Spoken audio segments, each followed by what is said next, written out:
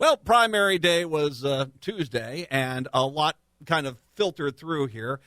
So to help me break down what what they think about what happened on Tuesday with the primaries and how is November shaping up, a former Democrat of the day, Karla Bigham, is kind enough to join us. She is a former DFL state senator, current Washington County commissioner, and kind enough today to join us to talk about politics. Hi, Karla. Hey, Matt and Pat, thank you for having me. My pleasure. By the way, and you and I can talk a little bit because you said earlier this year you went out to Yosemite? Oh, my gosh, yes. First time I had been out there, and it is one of the most gorgeous places, just breathtaking. And man, you're going to get your steps in. And you're going to feel that in your glutes, your hamstrings, your calves. I mean, if you're not bringing that biofreeze and ibuprofen, I don't know what to tell you. I mean, you just got to bring it all because you're going to get a workout. It is gorgeous. Did you do Vernal Falls? I hiked up to Vernal Falls. Did you do that one? No, I did. I don't believe I went up to did that one, but we did a lot of just the flatter areas because I'm only 5 feet tall, and so it's like two steps to everybody else's one, and so it takes me a while to keep up to people. So I know my limits. But it was just unbelievable there, and it was busy. And then did you see people climbing on the rock faces? And, it's scary. I can't believe they can do that. Well, they weren't doing more power to them. When we were there, it was actually kind of people would say they would climb in the late evening or early morning because it was too hot during the day to be on the rocks. So, but what I did see is up on the Half Dome, you'd see people on top of Half Dome, and they look so tiny. You realize they're like, okay, that is nope. That's 1,000 pounds of nope for me. No, Yep. I definitely had the pain medication with me that day. All right. So speaking of pain medication, the Republican Party. Yes. Okay. So you watched the primary. You've watched how this is all set up. Let's start there. What is your thoughts on how the Republican Party is set up for November at this point? I don't think. I mean, to have Donald Trump and Roy White be the top of the ticket is extremely problematic for them. There's just no doubt about it. I think to have, Harris, Walz, Klobuchar at the top of our ticket is amazing. To get nitty gritty and wonky if you want, I think the fact that Congresswoman Ilhan Omar won by 13% is really going to help actually that energy there in the 5th, which is a base congressional district for the Democrats, is going to help us statewide. Congresswoman McCollum didn't even have a primary, and look at her turnout there in the 4th. So you look at our 2 base congressional districts, and that was sky high, right? Yeah. And then let's just say, is there a bigger rock star in Minnesota than Senator Amy Klobuchar? Has never in her last 3 elections not had less than 20% difference between her and her opponent. So I just think, looking at those indicators, I think it's good. Now, those tails, and that what I mean is, how are we going to help Speaker of the House, Melissa Hortman, right? And now the one and only Ann Johnson Stewart, who is a rock star in herself. I mean, yes. I served with her. She was my neighbor on the Senate floor, neighbor next to me in offices in the Senate office building, who's in a special election out in Wayzata, the only seat up for the Senate. That's going to help. All of those indicators are going to help. So I think they're in good shape. We got to make sure that Democrats fill that whole ballot all the way down. That is my biggest fear, Matt. I'm not gonna sugarcoat it. That is my biggest fear. Yeah. I want to go back. Let's break these down because you brought up a lot of individual points here. I want to kind of go through each one of them individually. Royce White, as you said, I mean, this is a crater left within the Republican Party. I mean, Neuberger was Neuberger, the guy that made racist jokes on the floor of the Minnesota Congress. He was a bad choice. Royce White is just a kind of hard to even comprehend how the Republican Party got themselves stuck with him. But, this is, am I just crazy? If you just put his social media posts up on billboards across the state, you're going to, even in districts which are maybe +4, +5 Republicans, do some real damage when it comes to November, just with his reputation and his legacy at this point. Yeah, I mean, you don't even want to talk about the stuff he has tweeted out and trolling. And you talk to very astute Republicans that are literally just true to their beliefs. And you can disagree with Republicans, and I do, and very respectful. You know, I am proud of my ability to work across the aisle, Matt. There's nothing wrong with that, to get things accomplished on behalf of the state of Minnesota, even if you disagree with them. People like Amy Klobuchar, like Angie Craig, Congresswoman Craig, really do have stellar records that way. Somebody like Roy White cannot do that. Mm-hmm. He cannot do that. And he has no place near the Capitol with what he has said about people. It's not okay. It is not okay. So my thought is that they probably will leave that blank. And I think that there's a lot of Republicans that will leave the Trump, bubble blank as well. Mm-hmm. And so that's, it's hard for them because they won't vote Democrat.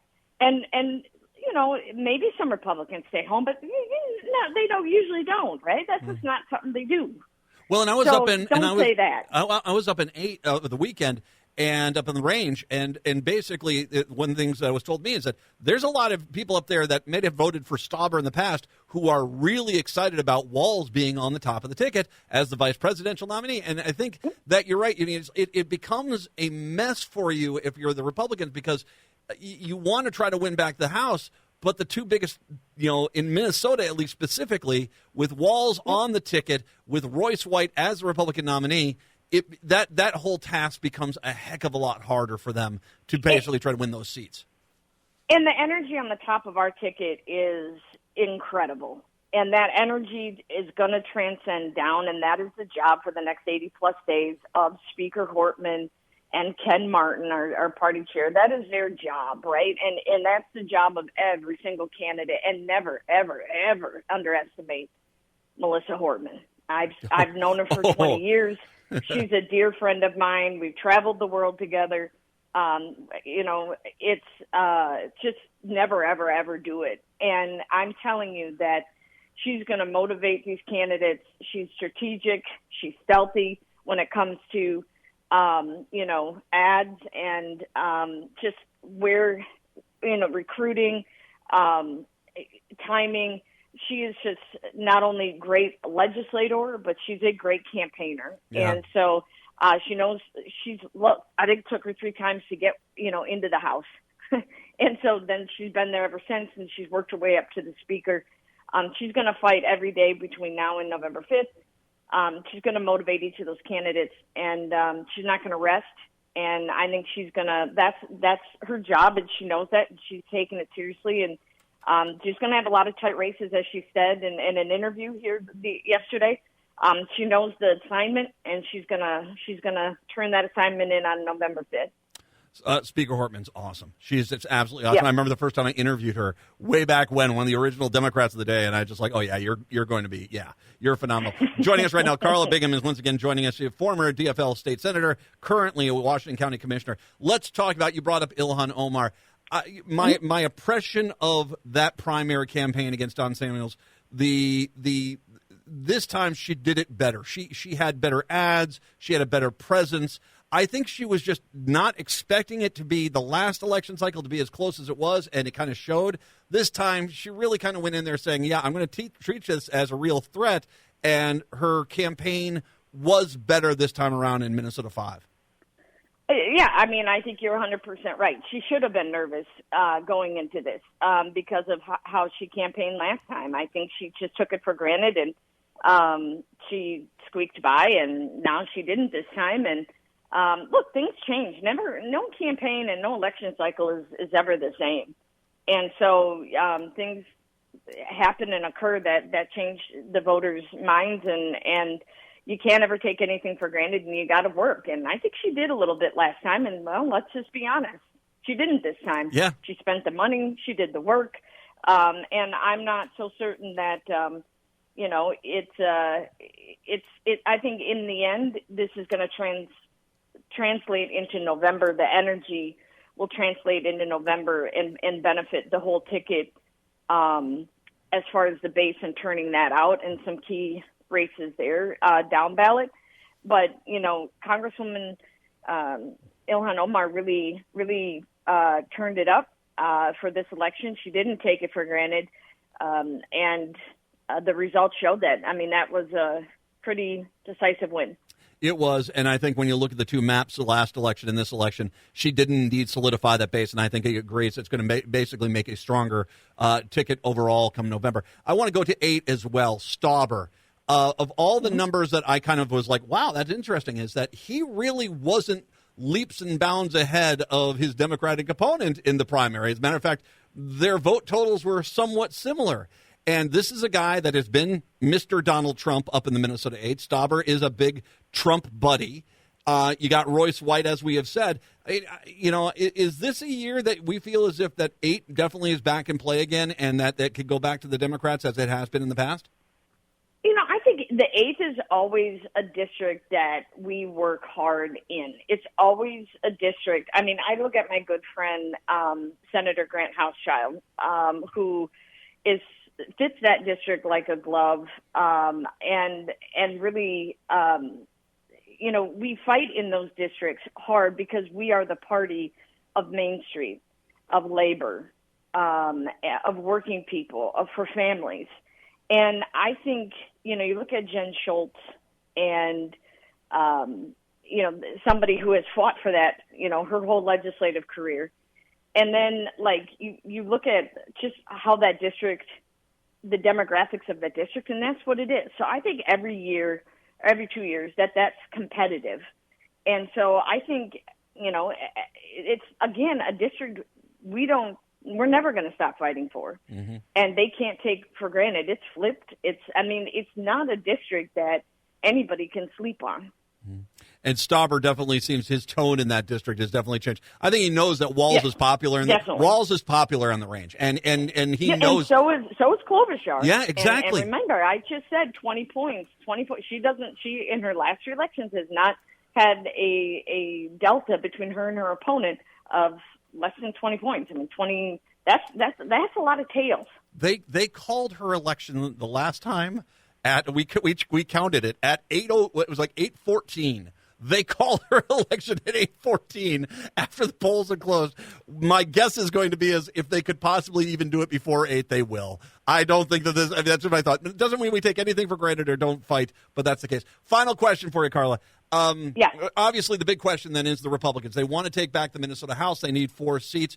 I've already made the comment since the redistricting map came on out. That map was not a good map for them. They need to have a superstar year to really have a chance at taking the House. I'm not seeing it. What do you see? Do you feel as if that if everyone gets out there on the DFL side, works, door knocks, donates, volunteers, and votes come November, that it becomes, that the Republicans really have no chance of taking the Minnesota House? It's work, and don't underestimate Speaker Hortman. I just think that it is, with the energy and the resources, I think it's a solid year for Democrats. It's theirs to lose, and I think that it's work for the next 80-some days. That's all I can say. Well, I think it becomes with Royce White and Trump going against Walz on the top of the ticket. Yep. That becomes a much harder thing. And funny story. Absolutely. A funny story. I don't know if you've had anyone told you. Out in the east side where you're at, I've had the people say the Republicans are coming through and trying to basically sound like Democrats as they're door knocking out there. They're trying desperately because they know they're in trouble.